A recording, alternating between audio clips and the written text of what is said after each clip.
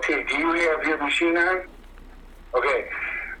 He did his racing on machines that were not very technologically perfected, and yet he got the most out of them and most horsepower and handling.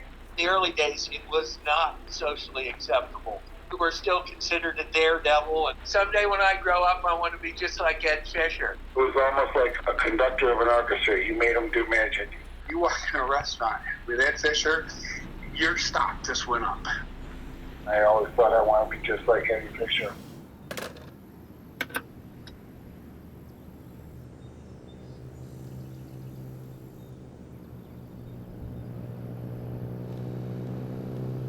When I took over this little gas station in Parksburg, several years I worked from 8 in the morning till 10 at night, 7 days a week.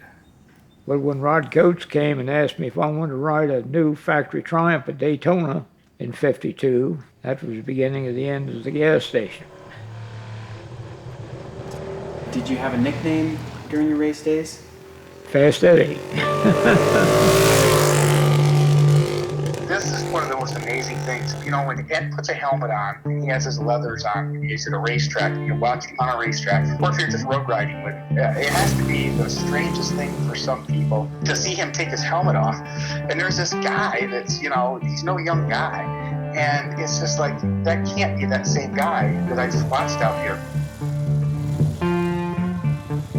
I got a 1965 Trophy 500. This is my 1961 Triumph Cub. It'll run well over 100 mile an hour down the straightaways.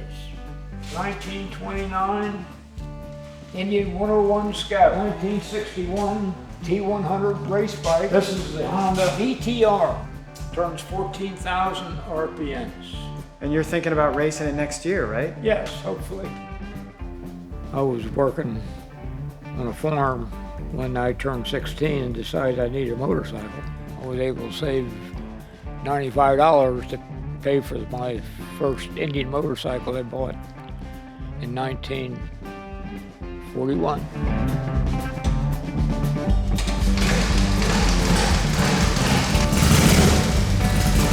I couldn't imagine myself when I was 16 and got my first motorcycle that I'd ever be able to compete and ride with the pro motorcycle riders, because I thought they were different batch of people, a different level and different everything.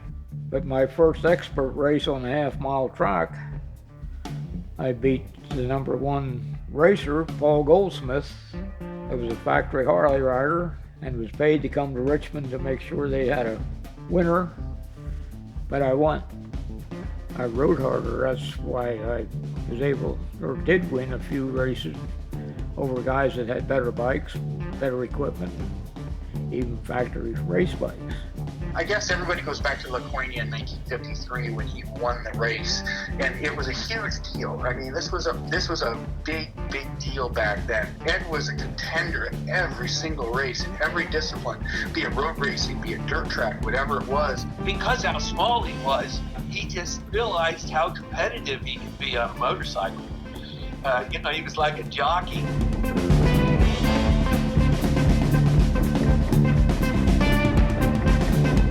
When I started racing, I didn't start racing because you could make a bunch of money racing.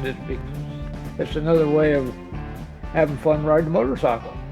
If you made any money, you thought that was just something extra.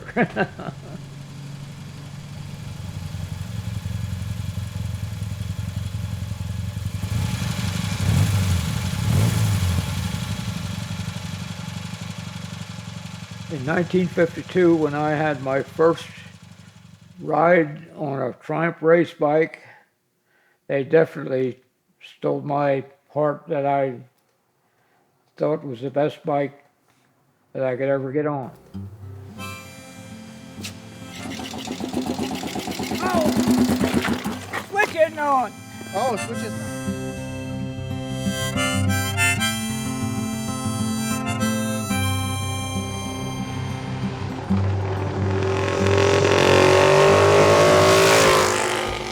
You know you're not a racer anymore but you enjoy doing what you did when you were racing. My wife always come up with that, once a racer, always a racer. Every time you get behind the handlebars or wheel, you don't play your racing all the time. The world went by on a different plane. We all lived in the very same place. What would you say to somebody that says Ed's too old to do those things? They might be right. But I'm going to keep doing it as long as I can. Just like today. Just like today. Hey, the lions in the trees about there now. I can't imagine my life without having a motorcycle to ride, and then to race, and then to travel. Florida, rode to California, rode the Gold Wing to Alaska in '85. When you pass a dairy farm, it has its own familiar odor, smells, flowers, and all kinds of stuff that I enjoy that. And that is one thing that I like when I ride bike. You see and smell and take in a lot of things you don't when you're driving a car or truck or whatever. You just go through it and don't even pay attention.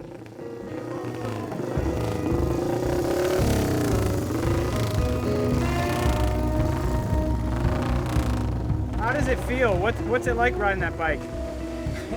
It feels too little. It must have shrunk up on me. People usually accuse me of trying to go faster than what they were capable of riding, but anyway, if I went for a ride and they went along, I sort of rode the way I enjoyed riding, and a lot of guys complained about trying to go that fast. He's friends with all the greatest names in racing everywhere in the country, and every one of them respects Eddie Fisher. Nothing was given to him. He earned everything he ever got in life. Folks are a little different in this era, but there's still some Ed Fishers out there coming up. I know I don't have another 10 or 15 years to ride yet, but I might say as long as I live, I hope I can ride. Some of the old timers still call me Fast Eddie.